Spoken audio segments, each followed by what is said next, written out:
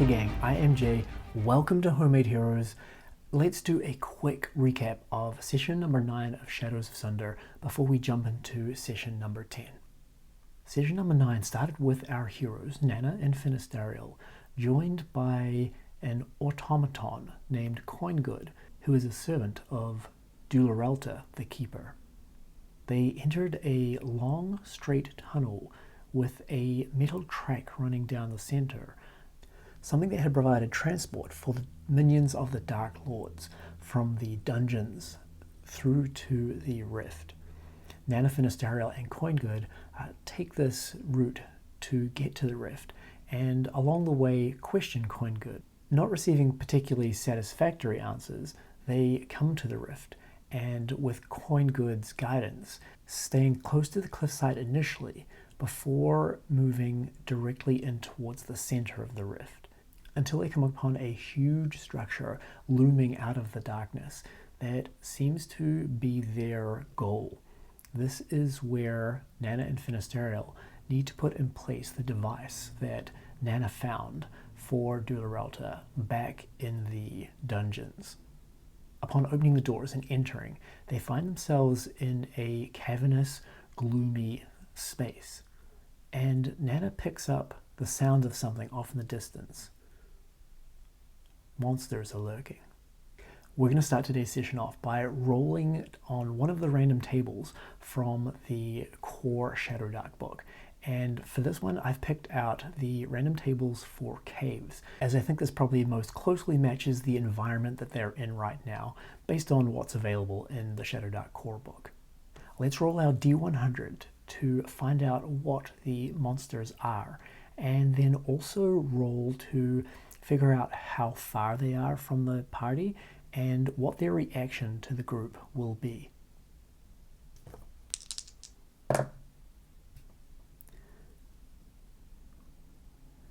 That's 36. Toxic spores puff up from thousands of delicate fungi. Alright, this is really cool, but I think they are probably disturbed by something that is making their way through the fungi. Let's find out what that is by rolling the D100 again.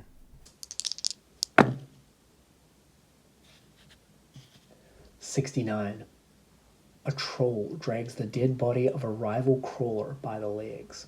Now, I don't think that the guardians in this room are going to be dragging rival crawlers. However, I think we can use the troll as some sort of guardian. We're going to roll a d6 to figure out the distance now.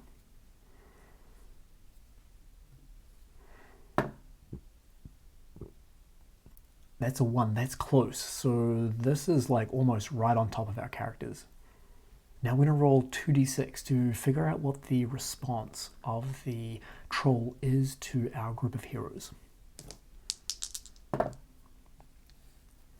That is 8, and we add our charisma modifier. Now because it was Nanna who made the perception check that noticed the troll, I'm going to use her charisma modifier, which is a -1. So 8 minus 1 is 7, and that means that the troll is suspicious of our heroes. The core Shadowdark book describes trolls as green lanky giants with warty skin and territorial rage. They lair in deep forests and swamps. Now, because this troll is making its way through a field of fungi that cover the floor of this large room, I think that they probably have mushrooms or other fungi actually growing on their body, and so they probably look pretty deformed. Nanna holds her torch up, bringing it forward as she squints into the gloom, hearing footsteps slowly shuffling in this direction. Stay behind me, you two. Well, Coingood, you can come and stand in front perhaps, but Finistariel, stay behind me. Who goes there? Who goes there? And into the circle of light created by Nanna's torch walks a long-limbed, grotesque-looking figure. Lank hair draping down one side of the face, arms and back, legs covered in these little growths, pustules that waft a little spore or two from time to time. A voice comes from this being in response to Nanna's question. What do you do here? This is not a place for interlopers. We don't mean to disturb you, Great One. What is it you do here? We are simply looking to bring something back to this great monument to the Dark Lords. Is that so? Let's do a persuasion check for this to see whether the troll is persuaded that this is in fact why they're here.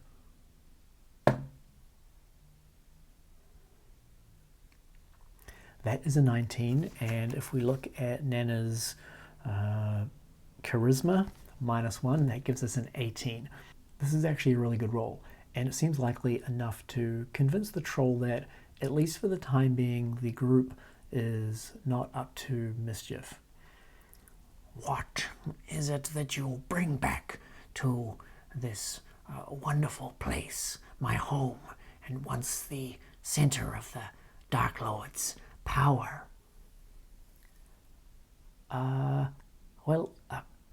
Coingood, I think it's about time that you spoke up, no? Coingood steps forward. Greetings, honored guardian. We are simply trying to bring a device that was once out here to its rightful home. It has spent many years in another location, and we simply seek to put it in place where it belongs. Do we have your permission to go about this task? Let's roll on the oracle to see if this attempt to convince the troll enrages it and makes it violent. So the question is, does the troll become aggressive at the idea of this group moving into its terrain in order to take care of their task?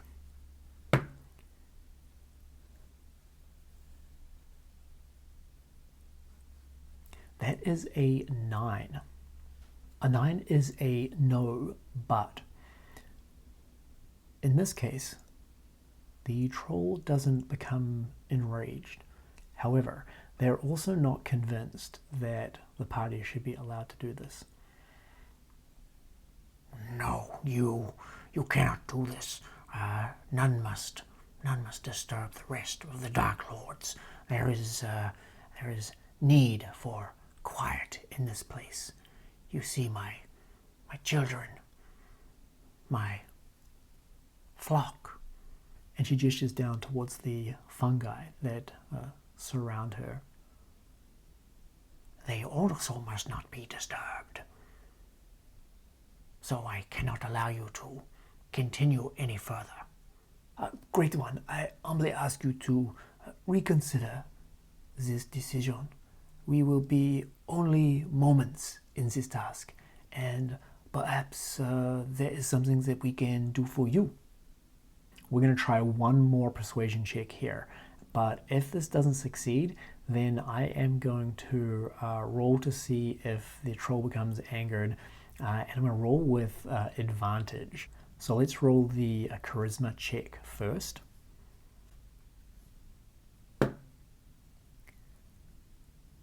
Oh, we get a 14. Okay. The troll squints down suspiciously at the three. You are one of their constructs, are you not? Yes, I am. You have a very good eye. Thank you for noticing. Well, I suppose if you're one of theirs, then you mean no harm. I will allow you to pass, but only via a different room. This room is out of bounds, given that my children should not be disturbed by any other than me. Very well, Great One. We will do as you suggest. How should we come to the room that we are looking for? Well, what room is it that you're looking for? It is a room at the top floor. There is a pedestal that has an opening on the top, and we wish to place this device that my companions have into the pedestal to bring it back to being one once again. Well, I suppose you can take the stairwell. The stairwell that is on the... Well, you see that doorway over there. Take that doorway 2 rooms over, and there's a stairwell almost all the way to the top. I think that will get you there. Mind you, if you come across any rooms with fungi in it, be sure not to go in them and disturb my children. Of course, we will do as you say, and our humble gratitude, Great One. We will put these item in place, and we will depart without disturbing your children, not one little bit. See that you do. Now be gone. Well, folks, the dice don't lie. We have another encounter here that somehow our group has successfully navigated without it coming to violence.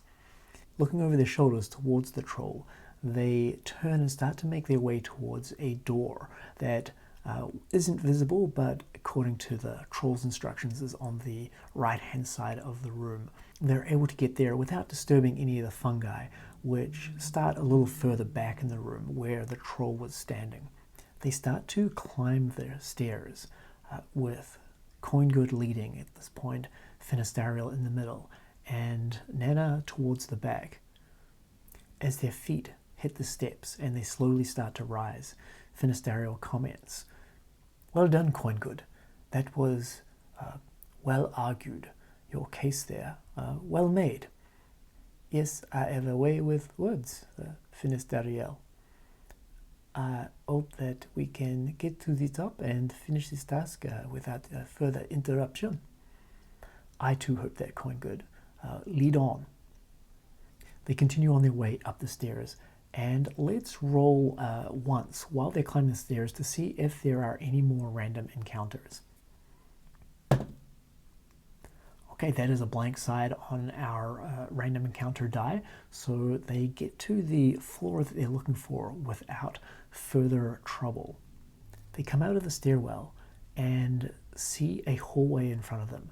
At the other end, it opens into a room where there are some gently flickering lights, similar to the ones that they'd seen below as they passed through and between buildings on their way to this structure. "I think that this is the place that we are looking for. Let us carry on." "Okay, Coingood, right behind you." The 3 of them move down the corridor and stop at the entrance to the room.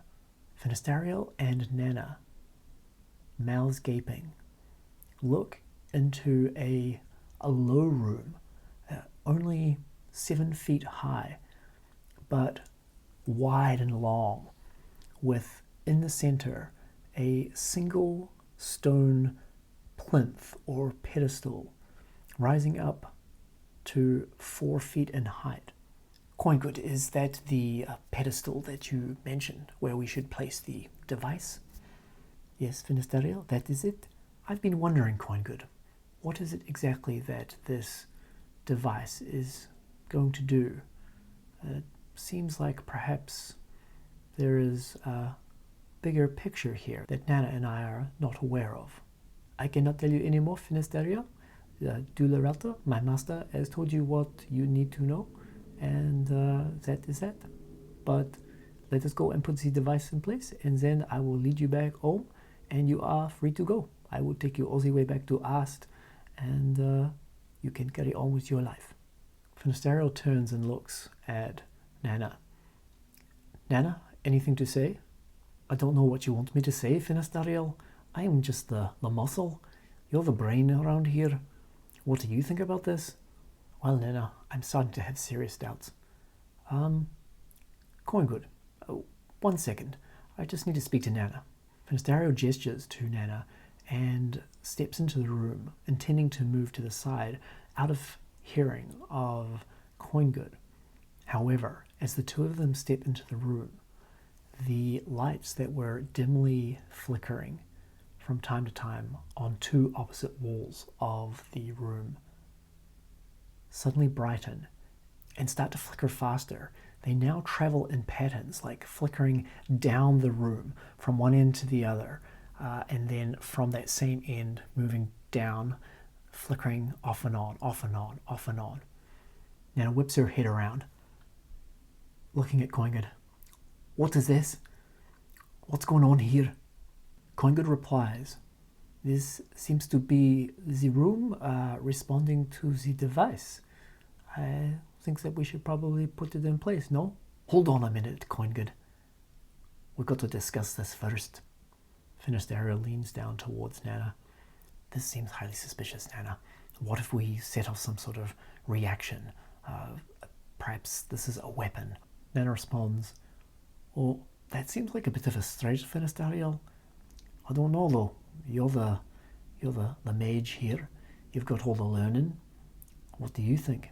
As this conversation continues, suddenly Nanna feels a tugging at her backpack. Looking over her shoulder, Finistario sees Coingood standing right behind her, reaching into her backpack and pulling the device out. Coingood, no!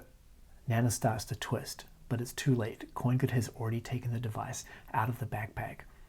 I'm going to roll a dexterity check here to see if Nanna is able to grab the device before Coingood can start to move towards the pedestal with the device. So dexterity check. That is a 3. Nanna turns and lunges towards Coingood, reaching out to try and grasp the device and take it back.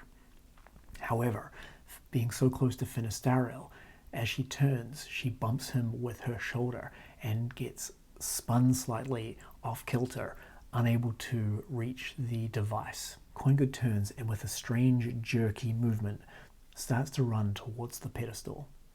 Stop! Coingood, stop! Finistario, do something! Nanna starts to run after Coingood, calling out to Finistario. Cast a spell! Do something! Hurry up! Finistario racks his brains as he sees Coingood and Nanna racing towards the center of the room. He starts to move in that direction too, his thoughts racing, and that little light that had hovered around Finistario's neck, hiding amongst his long hair, comes out, and Finistario stops, head cocking to the side, and nods as if responding to something that the small light is saying to him. Okay, I'm gonna have Finistario cast a spell. Let's see if he is successful. Cupping the small glowing light in his hands, he mutters a few words and bows his head. Let's roll the spellcasting check to see if he is successfully able to cast this spell.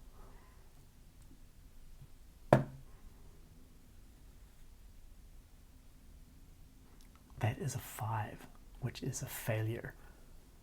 Opening his eyes, he calls out a word. Kneel! However, as his voice comes out of his mouth, it falters and dissipates off into the air, not reaching far enough to reach the ears of Coingood. Nanna's running as fast as she can. She is about 6 feet behind Coingood at this point and slowly catching up. However, the pedestal is only 10 feet in front of them. Thinking quickly, she pulls the hammer out of the loop at her belt and readies to throw. She stops and, lining it up, throws her hammer end over end towards Coingood to see if she can knock it down or knock it askew or perhaps do some damage to it that will cause it to have to stop. Let's roll an attack. That is a 6. 6 plus 2 is 8, and Coingood's armor class is 10. Okay, that is not enough. as Nanna watches her hammer spin end over end and then clatter on the floor past Coingood. Coingood reaches the pedestal and, lifting up the device, places it on top of the pedestal, running their metallic hands over the top and pushing down. There's an audible as the device slots into place, and all of a sudden the lights in the room disappear. Everything is black. And then slowly, lights start to appear. There is a whirring of machinery as a glow spreads out from the pedestal. A glow that describes a circle on the floor and a metallic ring that Nanna hadn't noticed before, but is now quite evident as this glow creates a circle in the darkness around the circumference of this metal ring. Coingood stands alongside the pedestal, their body language hard to read, but perhaps seeming satisfied. The glow gradually intensifies. Finistariel reaches Nanna's side. What is it? What is it, Nanna? What is happening? I don't know, Finn, but it's nae good. Rising up out of the floor, the metal ring slowly levitates up just above the height of the pedestal. It slowly seems to flatten out, turning on its side and then expanding into an oblong shape that moves back and presses against the back wall of the room. As the metal contacts the wall, the stone of the wall that is within this elliptical shape shimmers and seems to liquefy. It pours out of the metal ring that now inscribes a portal of some sort. And beyond, red light, stark red light, spills through the portal and into the room that Nanna, Finistariel, and Coingood stand in.